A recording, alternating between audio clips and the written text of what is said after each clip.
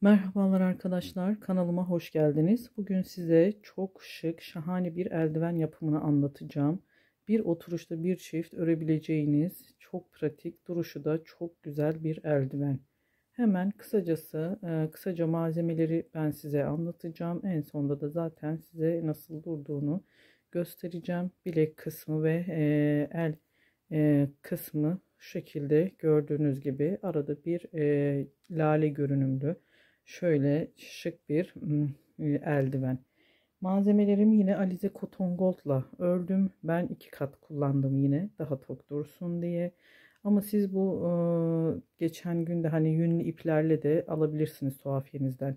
Eldiven bere atkı diye söylerseniz tuhafiyeciniz size verecektir eldiven içine uygun ipleri. Ama Alize Cotton Gold'la örmek isterseniz de şöyle 2 kat örerek gayet standart bir eldiven ölçüsü oluyor. Zaten ben sayılarını ona göre ayarladım. Her ele standart bir ele uygun bir eldiven arkadaşlar. Renklerim bu şekilde. Tığımda hem 3 milim kullanacağım. Bunu ilk başta da belirteyim. Sonradan çok soru geliyor Ayşe Hanım. Göremedik işte kaç milimle ördünüz diye. Arkadaşlar zaten söylüyorum başlarken numaralarını. 2,5 milim ve 3 milim bir tığ kullanacağım. İki tığ da kullanacağım. Şu bilekte lastik kısmını 2,5 milimle öreceğim. Çünkü birazcık daha lastik kısmı bileği sıksın. Yani çok gevşek durmasın. 3 milimlik tığla da diğer kalan şu çiçekten itibaren diğer örgü kısmını da 3 milimle öreceğim. Hemen başlıyoruz. 2 kat ipimi yaptım. Ve 10 zincir çekerek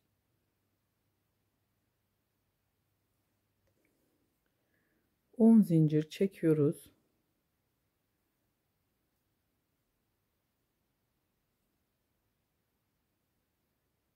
İki, 3, 4, 5, 6, 7, 8, 9, 10. Bu 10 zincir üzerine 9 tane sık iğnemiz olacak. Öncelikle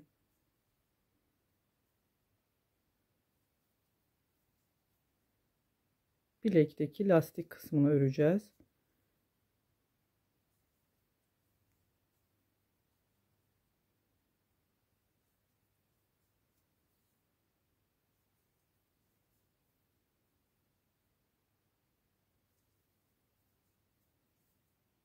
Sonuncusuna da batıyorum.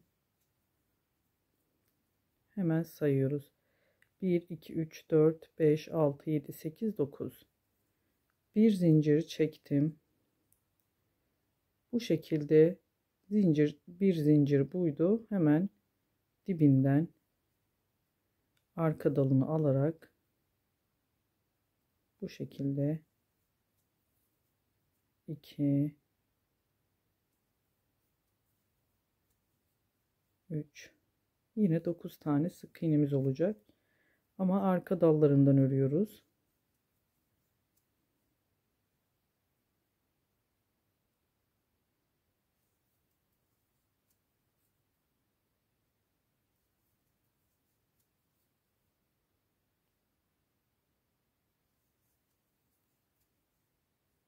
Sekiz ve 9'uncu.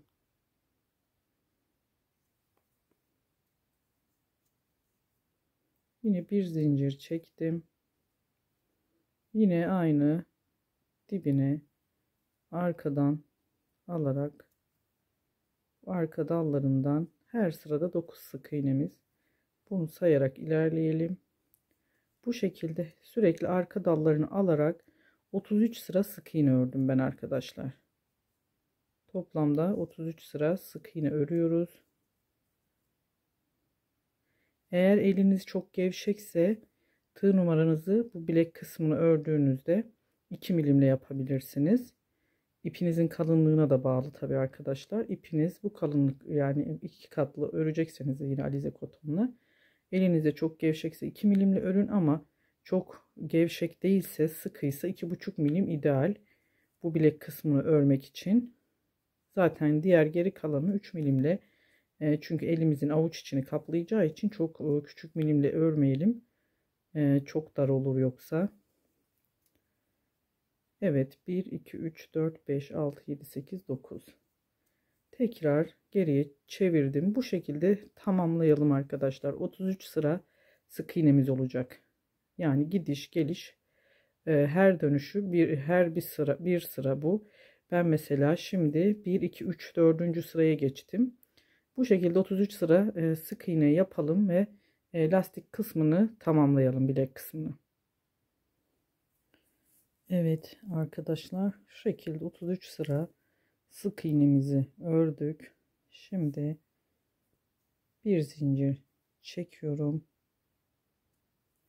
ve buradan önce bu tek dalını alıyorum. Yine aynı sık iğne yaptığımız gibi arkadan tek dalını alıyorum.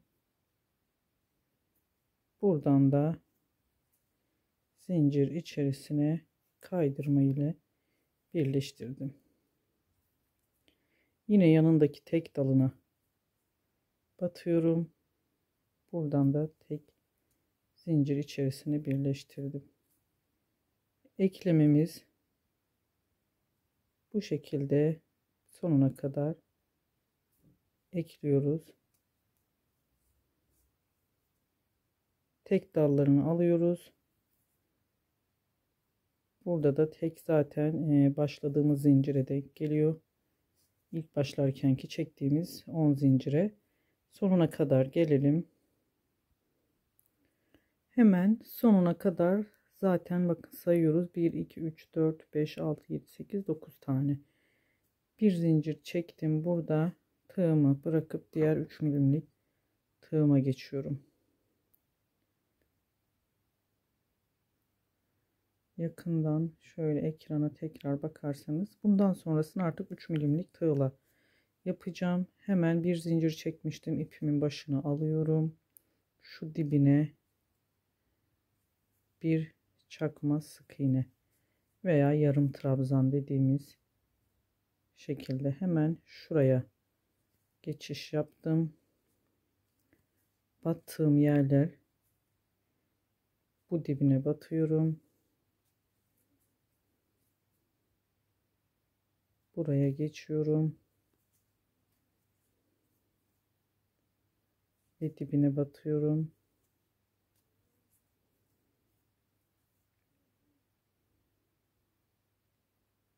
Bir tane bu araya, bir tane, yani her sık iğne 33 sıraysa 33 tane burada çakma sık iğnemiz olacak. Her sırada bir tane çakma sık iğnemiz oluyor. Battığım yerlerde zaten tekrar gösteriyorum. Bu aradaki boşluklara batıyoruz. Bir de hemen tığımı düzeltip buraya atlıyorum ve bir yanındaki boşluğa sonuna kadar, başladığımız yere kadar gelelim. Evet, sonuna kadar geldik. Hemen başlarken ilk yaptığım bu çakma sık iğneyi birleştireceğim arkadaşlar. Tam tepesine kaydırma tekniğiyle birleştirdim. Bir zincir çekip ipimi burada kesiyorum. Şimdilik bu iple işimiz bitti. İplerimizi temizleyip yeşil renkli kısmına başlayacağız. Evet, şimdi hemen şöyle neredeydik? Başladığımız yere tekrar birleştirdiğim yere tığımı batırıyorum arkadaşlar. İpimi 1 2 3 4 zincir çekiyorum ilk etapta. Aynı yere bir tane trabzan yapıyorum. Aynı yere bir trabzan yaparak oluşturduk ilk yaprağımızı. Bir iki tane atlıyorum. Üçüncüye yine şu ipimiz aradan biraz yürütelim. Bir tane daha trabzan yaptık. Hiç zincir çekmedik. Sonrasında 2 zincir çekiyorum. Çok sıkı tutmayın elinizi. Birazcık daha gevşek örerseniz daha esnek olacaktır. Şu eldivenin üst kısmı sıkmayacaktır. Yine bir zincir çekmeden bir iki tane ilmek atlıyorum. Üçüncüye batıyorum. Yine trabzan şeklinde çektim. 2 zincir çekiyorum. Yine aynı yere bir trabzan yapıyorum. İlmeğimi alıyorum. 1 2 üçüncüye yine trabzan şeklinde çıkıyorum. 1 2 zincir çekiyorum. Aynı yere yine bir trabzan yapıyorum. Bu şekilde sonuna kadar gelelim. Zaten denk gelecektir. Buraya kadar gelip örgümüzün bu yeşil iple olan kısmını da tamamlayalım. Evet arkadaşlar, bu şekilde 12 tane şöyle V şeklinde yaprak diyorum ben buna. Üstte renkli olan tomurcuklar gelecek. 12 tane oldu. Bu 12.'si. Arada sonda bir tane kalıyor ama sıkıntı değil. Hemen başına sabitleyeceğim. Şöyle 2 zincir bırakacak şekilde sabitlemek istiyorum. Kaydırma tekniğiyle bir zincir çekip burada ipimi yine kesiyorum. Yeşil renkli ipimizi de temizleyelim ve renkli kısmına geçelim. Hemen yine başladığım yere geldim. İlk yaprağımın içerisine direkt başlayacağım. İlk yaprağımızın içerisinden başlıyoruz. Hemen yine ilmeğimi çıkarıyorum arasından. Boşluk içerisine tam 1 2 2 zincir çektim, ilmeğimi aldım. Aynı yere bu şekilde çıkıp 2 ilmek bırakıyoruz. Tığımızın başına ilmeğimizi doluyoruz. Şu arkadaki ipi sabit tutarsak yine 2 ilmek çıkıyoruz. 3 ilmeğimiz kaldı. Tekrar başına alıyorum. Yine 2 ilmek çıkıyorum. 4 ilmek oldu tığımızda. Hepsini birlikte çıkıyorum bu kez. 1 2 zincir çektim ve direkt tığımın başına alarak bir sonraki yaprak içerisine geçiyorum.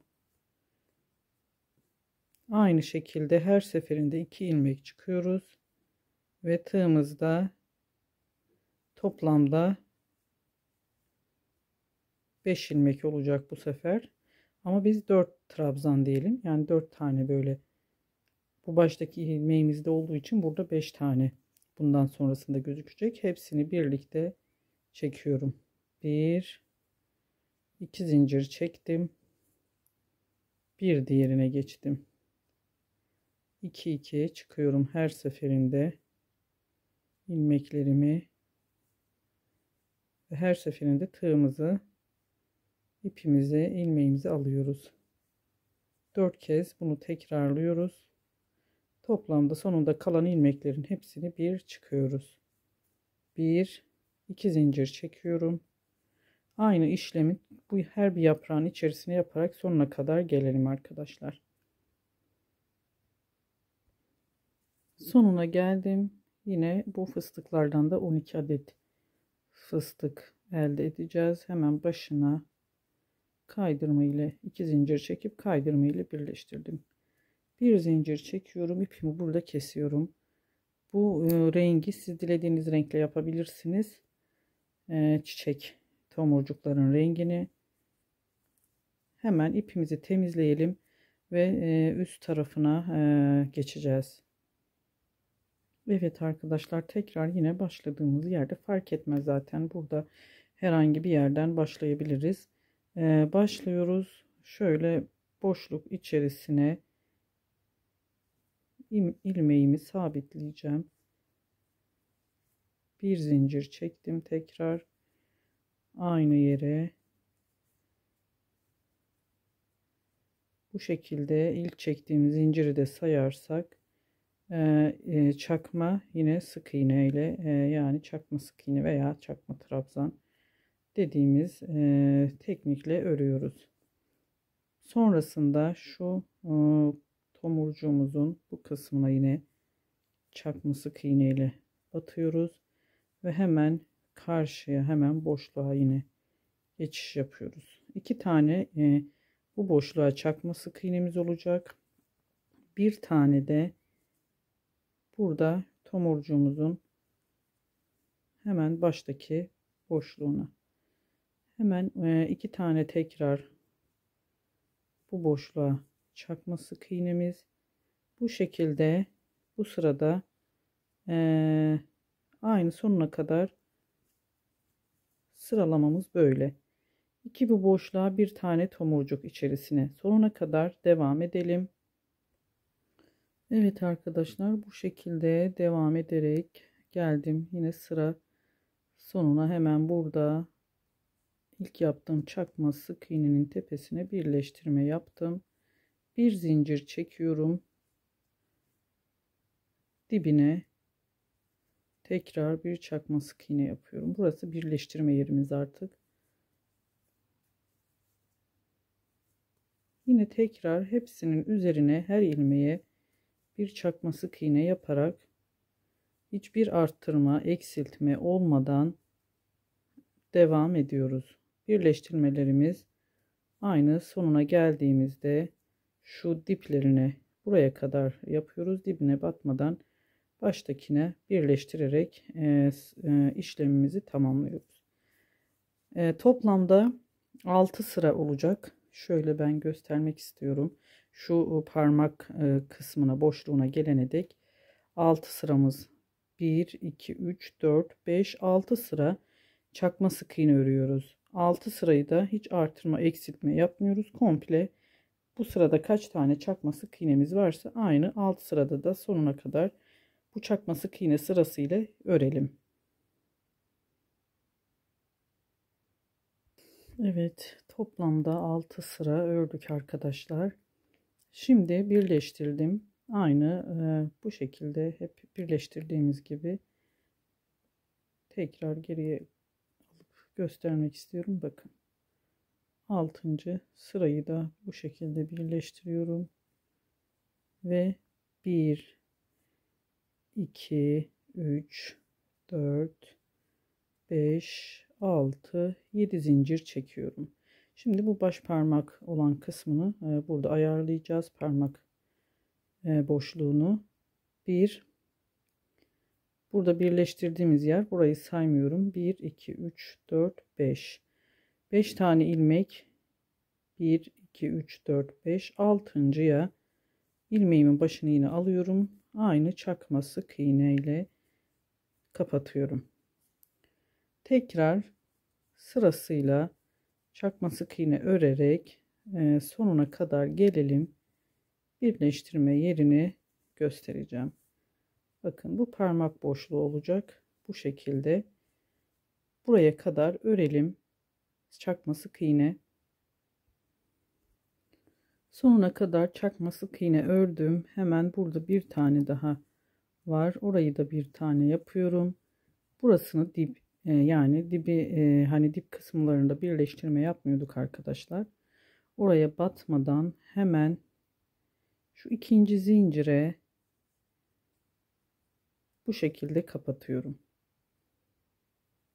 Burası da birleştirme yerimiz olacak. Parmaktan sonraki bir zincir çektim ve aynı yere yine kapatırken birleştirdiğim yere bir çakma sık iğne yaptım. Burada geriye kalan 6 tane zincirimiz olacak.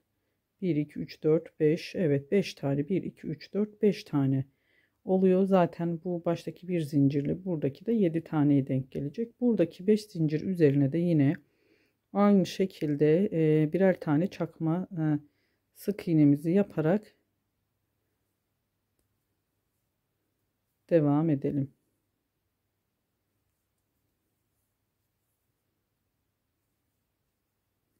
Beş veya 6 gelecek. Dediğim gibi orayı sayısı zaten siz ördüğünüzde belli olacak. Hemen çakma sık iğne ile birleştirip buradaki, bakın arkadaşlar, başını denk geliyor.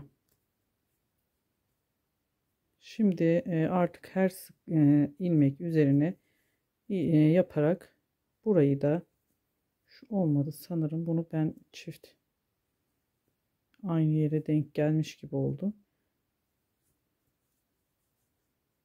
Her çakma sık iğne üzerine çakma sık iğne yaparak, yani birleştirme yerine geliyoruz. Tamamlıyoruz sıramızı. Devam edelim. Evet, sonuna geldim. Yine bakın burada aynı şekilde birleştirmemizi yapıyoruz. Parmak kısmını ayarladık ve bu boşluğu, eğer ben hani 7 zincirle başlamıştım ya arkadaşlar, eliniz sıkıysa 8 zincir çekebilirsiniz burada. Tamamen elinize göre bu boşluğu daha fazla zincir çekerek büyük yapabilirsiniz. Şimdi parmak kısmını da kaç sıra öreceğimizi söylüyorum. Bakın burada 1 2 3 4 5, toplamda yine 5 sıra çakma sık iğne örüyoruz. Parmaktan sonra 1 2 3 4 5 6 sıra parmağa kadar örmüştük. Bir sıra parmak ayırırken bu zincir sırası oluyor. Parmaktan sonra üst tarafa da 1 2 3 4 5 sıra daha çakma sık iğnemiz olacak. Bundan ayrı benim 4 sıram kaldı. İlk sıram bu. Bundan sonrası 5 sıra olacak. Yani ben burayı tamamladım. Sonunda 4 sıra daha örerek toplamda da 1 2 3 4 5 6 7 8 9 10 11 12 sıra çakma sık iğnemiz oluyor eldivenimizde. Siz daha uzun isterseniz bu sırayı parmaktan sonra bir sıra daha, yani 5 sıraysa 6 sıra yapabilirsiniz. Bunu tamamen sizin zevkinize kalmış arkadaşlar. Şimdi ben 4 sıramı da tamamlıyorum. Yine arttırma eksiltme hiçbir şey yok. Dümdüz örüyoruz. Gayet basit, dediğim gibi çok şık ama çok da basit bir eldiven. Dümdüz örerek 4 sıra daha tamamlayıp ben eldivenimizin bu kısmını da tamamlamış oluyoruz. Evet arkadaşlar, sonuna kadar geldik ve burada ekleyip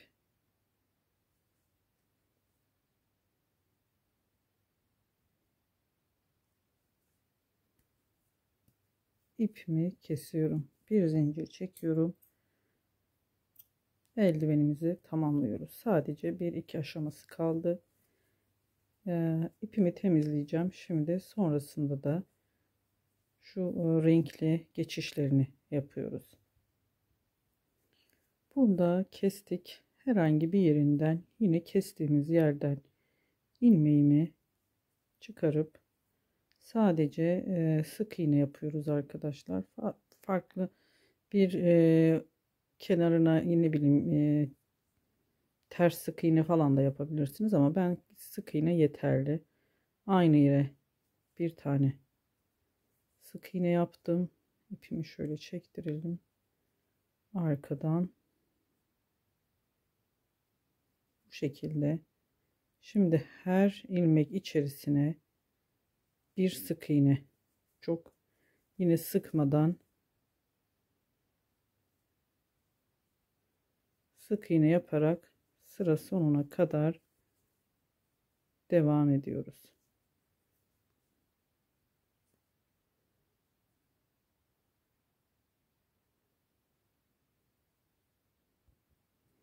İpimi de arkadan yürüterek temizliyorum. Her ilmek içerisine bir tane sık iğne yapıyoruz. Sonuna kadar bu şekilde devam edelim. Evet arkadaşlar, hemen tamamladık. Bu sırayı da komple sık iğne örerek bitirdik. Şimdi şu parmak kısmında da yine sık iğne yapıyoruz. Çevresini herhangi bir yerinden ben bir ilmek çıkardım. Aynı yere bir sık iğne yaptım. Şu ipimi arkadan sıkıyoruz. Gevşekse. Burada da dediğim gibi şu tam köşe kısımlarına, bu boşluklara birer tane de sık iğne üzerlerine batacağımız yerler zaten belli arkadaşlar. Buraya bir tane sık iğne yaptım. Ve burada bakın komple çevresine dönüyoruz. Sık iğne birlik sık iğne ile.